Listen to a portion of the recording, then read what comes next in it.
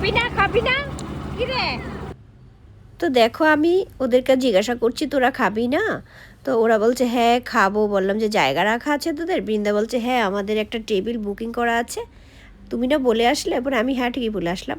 আর দেখো আমরা কেন এসেছি খেতে নেমন্তন্ন বাড়ি, এ হচ্ছে সেই বিশেষ ব্যক্তি, ওনার আজকে অন্নপ্রাশন।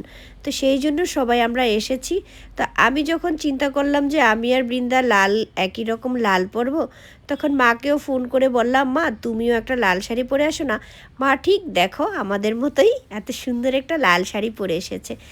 আর আমরা ওখানে গিয়ে দেখি যে অনেকেই লাল পরে এসছে। কেন সেদিন সবার একই রকম হয়ে গেল জানি না, অনেকেই লাল পরে এসছে।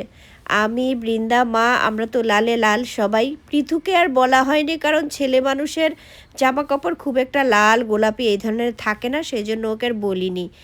তো আমরা বৃন্দা আমার থালাও নিয়ে টানাটানি করে ওরটাও নেবে আমারটাও নেবে, কি যে মানে একটা মর্জি করে বসে থাকে। দেখো মুখ কেমন করছে, কি ঢং, আমারটা নিয়ে নিল আবার। তো কি আর করব, আমি চুপ করে বসেই রইলাম, ভাবলাম যে পরে দেবে। তো সবাইকেই খাওয়া দিয়ে ফেলেছে, আমাদেরই দিচ্ছে না। বৃন্দা বলছে ও মা আমাদের কেন দিচ্ছে না, আমি কি তাহলে থাল খেয়ে ফেলবো? আমি বললাম যে থাল খেতে হবে না, দাঁড়া চলে আসবে এক্ষুনি, একটু দাঁড়া, বেশি দেরি করবে না। সবাইকে দিয়েছে আমাদেরকেও দেবে। আর আমাদের সাথে এটা খুব হয় জানো, যে সবাইকে দেওয়া হয়ে যাচ্ছে চলে এসছে আমাদেরকে ভাত দিতে। তো ভাত দিচ্ছে সবার আগে। বৃন্দা খুব খুশি হয়ে গেছে, এসেছে। আমার মা দেখে মানে আসছে না ঠিক তখনই এসেছে। আবার মা বলছে যে আমার কিন্তু নুন লাগবে, তো নুন এনে দিও। ছেলেটাকে যখন বলল, ও বলল যে আন্টি নুন এই টেবিলেই আছে। সেটা দেখে আমার মা খুবই খুশি।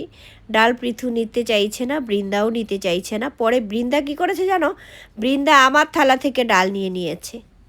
ও আমার থেকে ডাল নিয়ে নিয়েছে, কিন্তু ও লোকটা যখন দিতে চাইলো তখন নিল না।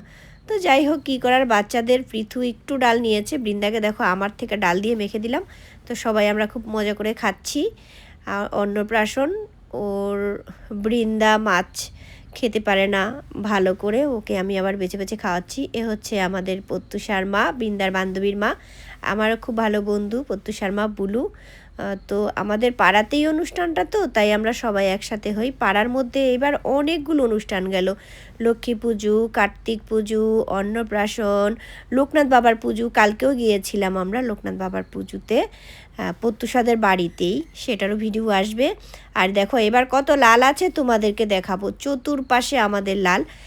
তো গোপাও একটা লাল জামা পরে আসছে, আর গোপাকে আমার বরাবরই খুব ভালো লাগে। ওর মিষ্টি মুখটা, চেহারাটা খুব সুন্দর লাগে, চোখ মুখগুলো। আর ব্যবহারও খুবই ভালো।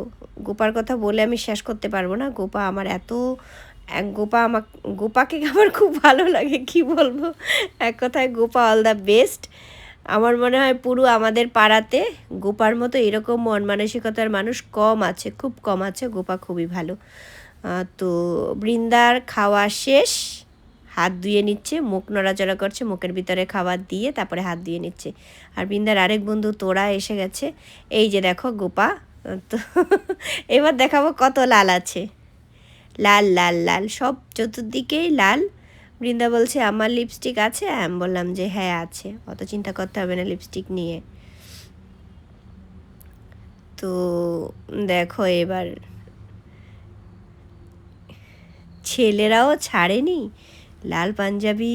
তো এইরকম আমি 3-4 জনকে দেখলাম, আর আমাদের থেকে দূরেও অনেকে ছিল, এরাও লাল, এই লাল, ওইদিকে লাল, আরও লাল। আমরা যখন এটা তো খাওয়ার পরে সঞ্চিতা এসে আমাদের তুলে দিয়েছে, আমরা যখন এসেই দেখলাম যে আরও অনেকে লাল পড়েছে, পরে তারা খেয়ে চলেও গেল, তারা চলেও গেছে। সবাইকে আর তুলতেও পারলাম না, অনেক সবাই লাল পড়েছিল। দেখো ছোট বাচ্চা, বড় ছেলে, ছোট ছেলে সব। তো আমি আর আমাদের খাওয়া দাওয়া শেষ হয়ে গেল, আমি মা আমরা একটু আমাদের বাড়িতে যাচ্ছি, গিয়ে একটু বসলাম। আমরা সবসময় এটা করি, নিমন্ত্রণ বাড়ি থেকে এসে সেই নিমন্ত্রণ বাড়ির গন্ধটা আমাদের মধ্যে থেকে যায়, আমরা অনেকক্ষণ সেগুলো নিয়ে আলোচনা করি। তো আমি আবার পিন্দার ক্যারাটে ক্লাস আছে, বাড়ি চলে যাচ্ছি তাড়াতাড়ি। ফুল গাছগুলো দেখছি। তোমার সবাই ভালো থেকে